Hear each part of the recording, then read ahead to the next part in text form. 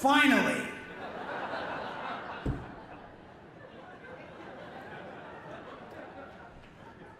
I emceed here 2 years ago, and I said I wanted an award, and I finally got one.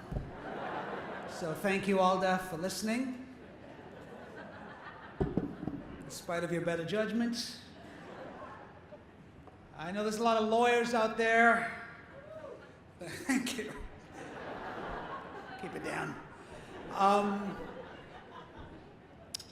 And I know there's a lot of, first of all, let me just say I am deeply honored to receive this award from AALDEF and all the amazing work that you do fighting for the civil liberties of Asian Americans and South Asian Americans and Muslim Americans. And I'm sure that you guys, while you're out there fighting for civil liberties, are also wondering, like, what about the comedians? Are they getting enough awards?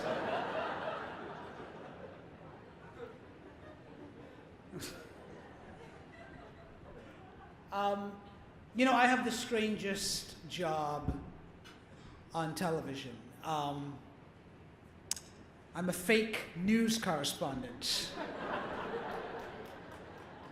And look, I started at The Daily Show back in 2006. And, I was an actor who basically had been on Broadway, was doing theater and parts on TV and things, and I get this phone call one summer afternoon saying that The Daily Show is looking for a Middle Eastern guy.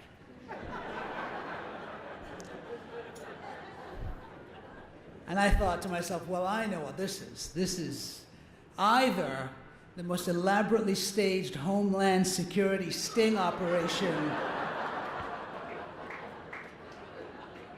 that I have ever heard of, or I am going to spend the rest of the day wearing a fake beard screaming "Death to America,"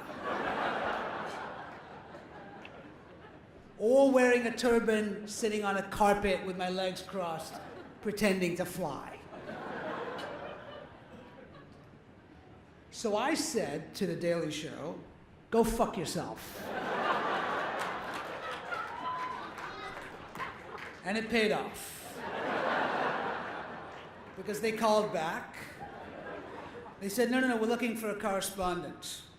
So I went down there, I auditioned with Mr. Jon Stewart, you may have heard of him. John asked me, have you ever performed in front of a live audience before? I said, dude, I've been on Broadway, relax. I was a little snooty about the whole thing, I'd been doing Chekhov and Ibsen. The last place I expected to be was The Daily Show.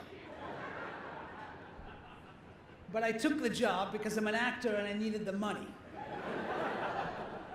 So I take this job at The Daily Show, and now I'm reporting on things.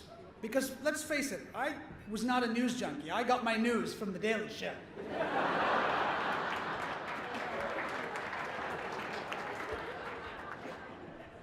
So now I'm reporting on things going on in the Middle East. And I have no idea what is going on in the Middle East. But something strange started to happen after a little while of being on The Daily Show. And I started getting recognized, mostly by Upper West Side liberal Jews.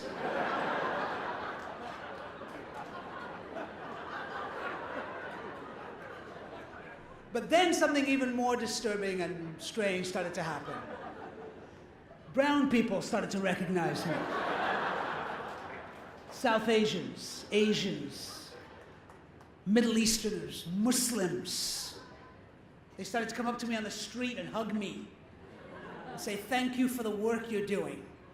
The work you're doing through satire it has more effect than what we can do with the Islam Anti-Defamation League. They started saying things like, Assalamu alaikum, which I had to look up.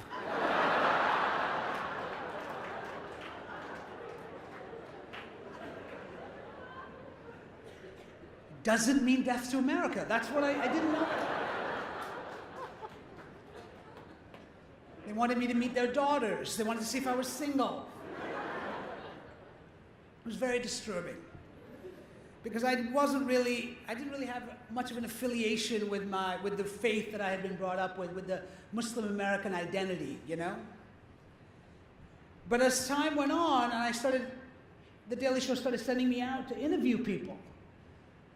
And a lot of Islamophobes, they would sort of send me out to, and it started to change the way I saw the level of intolerance and racism and bigotry and ignorance that exists out there.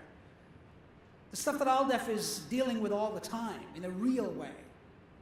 You know, I went to Murfreesboro, Tennessee, and I spoke to a woman who told me that she was protesting the building of a mosque down there. She said that 1 in 5 Muslims was a terrorist, and that I should do the math. So being Indian, I did.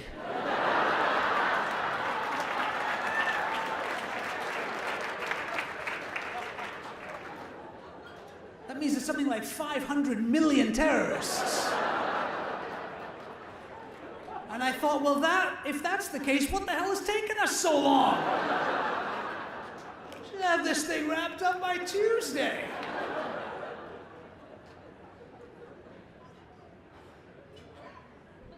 I met a guy who was upset that Marvel Comics was creating a Muslim Batman.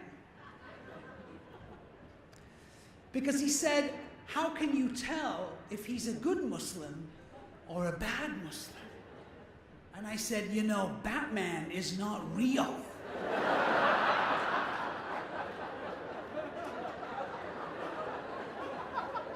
He's made up. It's a fictional world. To which he replied, yes, and there are no Muslims in that world.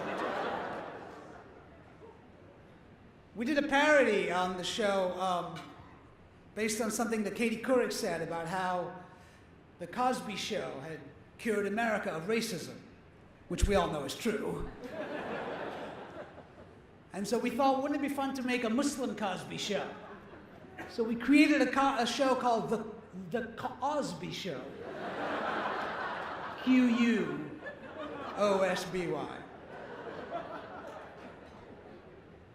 And we showed it to a panel of Americans. A lot of the same people who were protesting the mosque down in Ground Zero. And asked them if this seemed like a legitimate American family. And one gentleman said to me, no, it doesn't. I don't believe this is a real American family, a real American Muslim family. And I said, why not? He said, well, maybe they need an uncle in the basement who has a Kalashnikov and a goat. And these are real people. So something started happening to me as I started interviewing these people, and I started the Daily Show kind of began to radicalize me. The Daily Show became my madrasa of irony, mostly run by Ivy League educated Jews.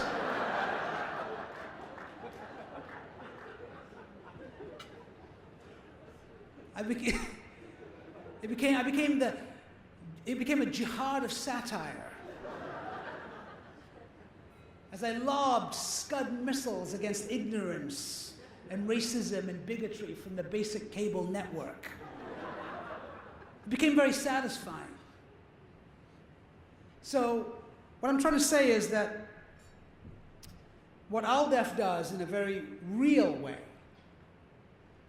I get to do in a small way on television by, making funny faces and doing pratfalls and talking to people out there in the world and interviewing them and pointing out the bullshit, because there's a lot of bullshit out there. And that's what we do best, I think.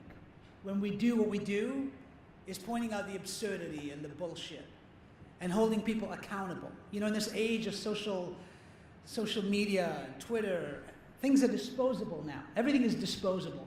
Our thoughts, our ideas. What people said yesterday doesn't matter, and they say something completely different tomorrow or next week. But I think sometimes what we try to do is hold people accountable, especially people in government, people who are making policy, who are making laws, holding them accountable for that. And I think that's what AALDEF probably does best. And so that's why I'm incredibly honored to receive this award tonight. I'm really undeserving of it, but I feel what you guys do in a real way, I get to do on television, bringing some catharsis to people on a nightly basis. So thank you very much. I really do appreciate this. Thank you. I'm deeply honored.